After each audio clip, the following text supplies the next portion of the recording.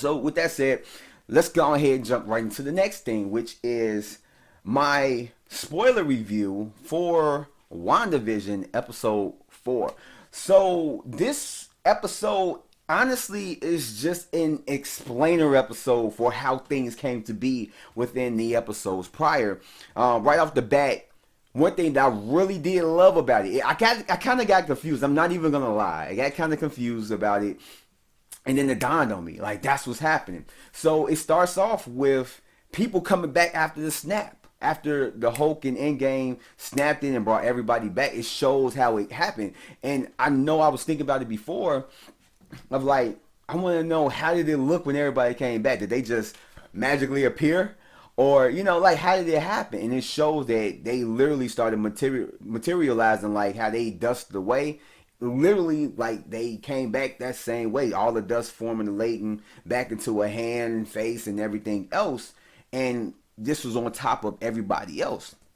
It showed Monica Rambeau in a hospital bed right next to where her mom was before, and she goes out into the hospital, the hallway and all that stuff, and she sees a lot of people, all this chaos, and that's when she finds out that, yeah, she's been gone. Like, something happened, and she don't even know why. And it also tells us that her mother, Maria Rambeau, started the organization, not Shield, but Sword, that Monica is a part of, which is actually pretty good to know. I want to know further more about, like, how all this started. And hopefully they tell us within the episodes, a little bit more about that. But I have a feeling that that's not really a priority when it comes to WandaVision. But it does pique my interest. And it also shows that anybody outside of the town of Westview don't have any memory of anybody or anything that's inside the town. All they know is Eastview. Everything outside of it is just, they don't know it. And more than likely that's just her, Wanda's power at work. That way people won't be sitting here questioning, like, what's beyond there? Let's go over there and everything else. I'm sorry, I gotta keep going over here because my computer keeps blacking out, so I gotta make sure that everything is recording and looking good.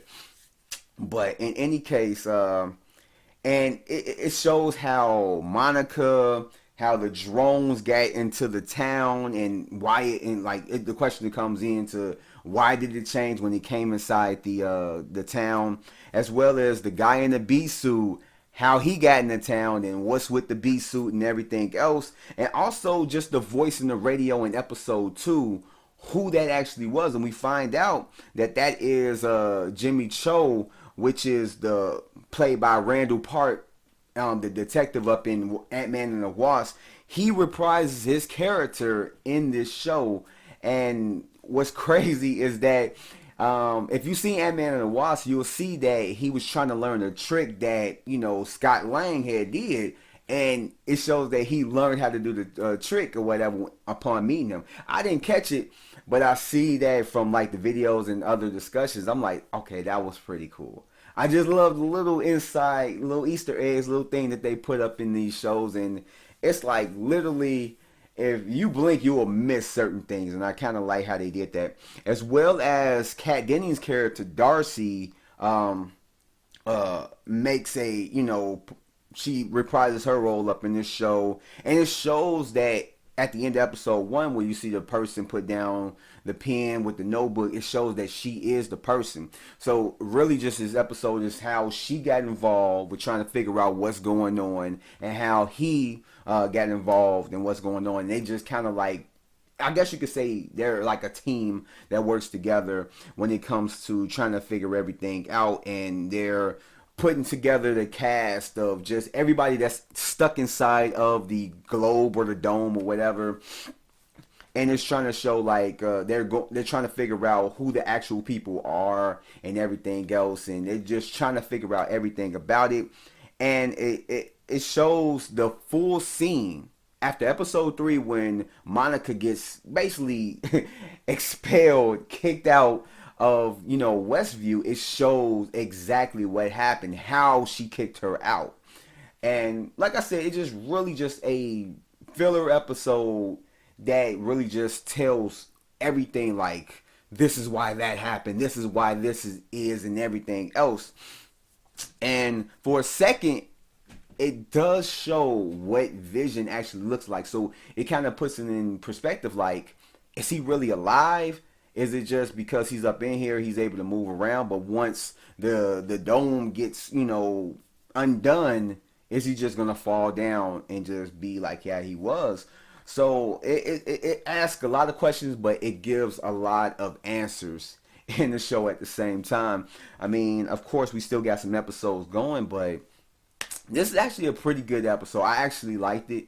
Like I said, it is a filler episode. It is a give all, like, these are the reasons why. It gets you kind of caught up behind kind of basically everything that's happening in the episodes prior and everything else. So there's still stuff that they're trying to figure out with Sword and everything, and I really did like it. I really did.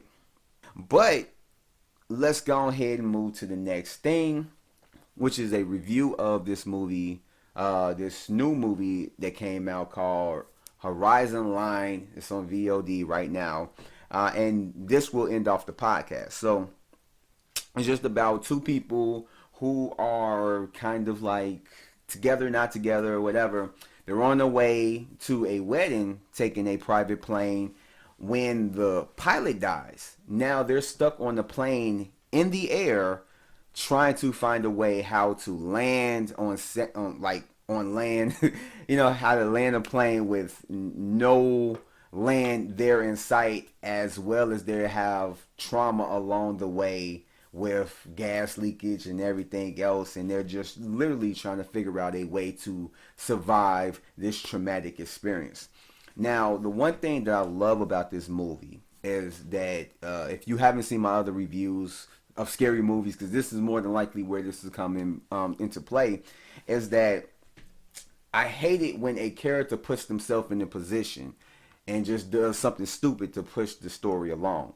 I love stories where a person is thrust into a situation to where they have to try and get out of it. Like, it's not of any fault of their own. They're just thrown into here and they have to try and get out of it. I loved it. It's a fucked up situation, but I literally love that about the movie, and it's just crazy. But the actors in the movie did really good. You got Allison Williams, who plays Sarah, as well as Alexander Damon, who plays Jackson, and just their chemistry is actually pretty good. I actually enjoyed it. Their acting skills is actually pretty good. They sell their roles really well.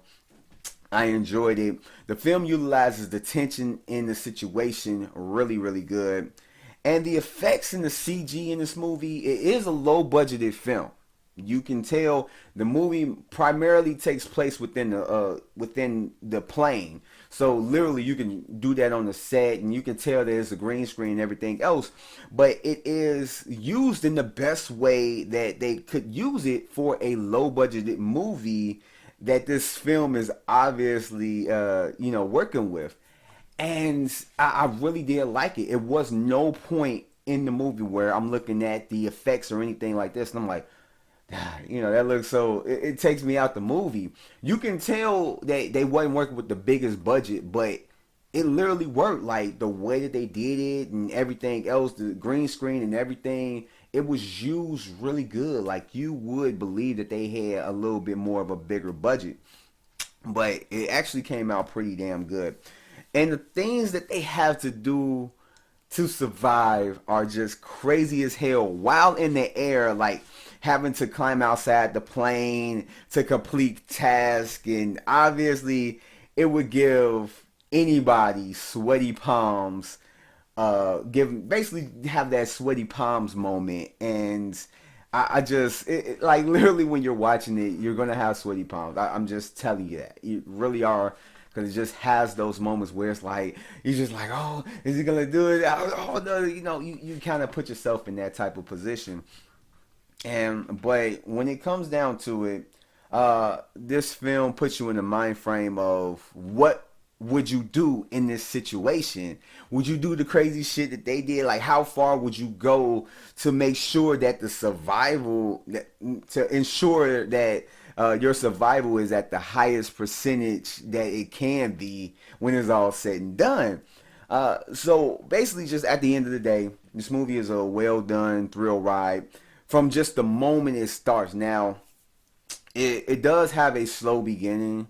You know, certain things aren't as interesting as it should be. You know, I did mention that they did have good chemistry, but you know, it's like kind of slow into like literally the pilot dies. That's when everything kicks off. But I mean, that's kind of bad to say, but literally that's when everything kicks off. But I'm not even going. I'm really not even going to front on it. You kind of have to suspend disbelief on some of the stuff that they do because you kind of know that more than likely some of the stuff that they do for their survival on the plane or whatever, that in a real life scenario it more than likely would not work out in their favor. But once you do that, uh, it's like it's actually a pretty decent ass film. So right now it's on VOD. That's what I watched it on. I watched it on Google. I went to the Google Play Store and rented it or whatnot. You're more than likely to get it on Fandango now or any other streaming service that you can rent movies off of. I recommend that you guys check it out. I really did enjoy the film. I'm pretty sure that you more than likely would enjoy the film. And yeah,